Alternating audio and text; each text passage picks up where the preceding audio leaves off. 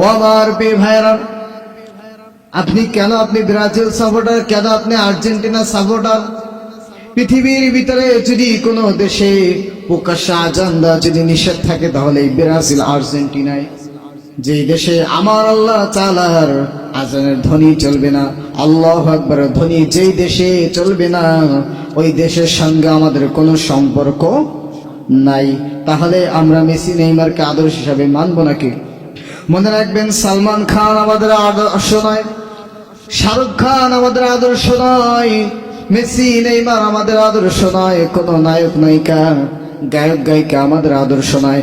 আমাদের আদর্শ, আমাদের আইডল একজন, তিনি হচ্ছেন মুহাম্মদ। আমরা বলছি সাল্লাল্লাহু আলাইহি ওয়াসাল্লাম। আপনি যে মেসি নেইমারকে আপনি সমর্থন করছেন, কিয়ামতের দিন আল্লাহ যখন তাদের সঙ্গে যখন আপনাকে দাঁড় করাবে, আপনি জানেন নাকি তখন কি কথা হবে? তাহলে শোনেন, আল্লাহ তাআলা বলছেন, ইয়াকুলুল লাযীনা ইসতুদঈফু লিল্লাযীনা ইসতাকবারু লাউলা আনতুম লাকুন্না মুমিনিন। জোরে জোরে পড়েন আল্লাহু আকবার। আল্লাহ তাআলা বলছেন, কিয়ামতের দিন ওই কঠিন মুসিবতের সময় যখন তাদেরকে আমি যখন দাঁড় করাবো, সেই সমস্ত নেতা, সেই সমস্ত কর্মী, সেই সমস্ত সমর্থবান ব্যক্তিগুলোকে যখন আমি দাঁড় করাবো, তখন সেই সমস্ত কর্মী আর সেই সমস্ত সমর্থবান মানুষগুলো, তাদের নেতা আজ দুনিয়ায় যাদেরকে আইডল আদর্শ হিসাবে বানিয়েছে, তাদেরকে বলবে, তোমাদের জন্য, তোমাদের পিছনে যদি আমরা চলাফেরা যদি না করতাম, তাহলে আমরা দুনিয়ায় মুমিন হয়ে মরতে পারতাম। আপনি বলবেন মেসি নেইমারকে, আপনি বলবেন সালমান খান, শাহরুখ খানকে বলবেন, আপনি যেই নেতার কাছে 500 টাকার জন্য নির্বাচনের আগে বিক্রি হয়ে গিয়েছিলেন, আপনি সেই নেতাকে বলবেন কিয়ামতের দিন যে তোমার সঙ্গে যদি চলাফেরা যদি না করতাম, তাহলে হয়তো দুনিয়ায় মুমিন হয়ে মরতে পারতাম। আর আজকে এই কঠিন মুসিবতের সময় হয়তো জাহান্নামের আগুনে আমাকে পোড়া লাগতো না, হয়তো আল্লাহ তাআলা আমাকে এই কঠিন মুসিবতের সময় তার জান্নাত দান করতেন। আপনি এই কথা বলবেন, কর্মী এই কথা বলবে, সমর্থবান ব্যক্তি এই কথা বলবেন। একটা সমস্যা আছে নেতাদের, সমস্যা হচ্ছে দেখবেন নেতারা যখন কথা বলে, কথা কিন্তু শেষ হয় না। আর এরপর দেখেন নেতারা কি বলবে আর আপনি কি বলবেন। শোনেন, এই কথাগুলো জাহান্নামের ভিতরে হবে। কোন জায়গায়? জাহান্নামের ভিতরে এরকমের তর্ক চলবে, আপনার ভিতরে আর আপনার নেতার ভিতরে, আপনার ভিতরে আর দুনিয়া যাদেরকে আইডল বানিয়েছেন ওই মেসি নেইমারের সাথে তর্ক হবে। কি তর্ক হবে শোনেন, আল্লাহ তাআলা বলছেন সূরাতুস সাবা-এর 33 নম্বর আয়াতে রব্বুল আলামিন বলছেন সেই কথা, ওয়াকাল الذين استضعفوا للذين استكبروا بل مكر الليل والنهار إذ تأمروننا أن نكفر بالله ونجعل له أندادا وأسروا الندامة لما رأوا العذاب وجعلنا الأغلال في أعناق الذين كفروا هل تجزون إلا ما كانوا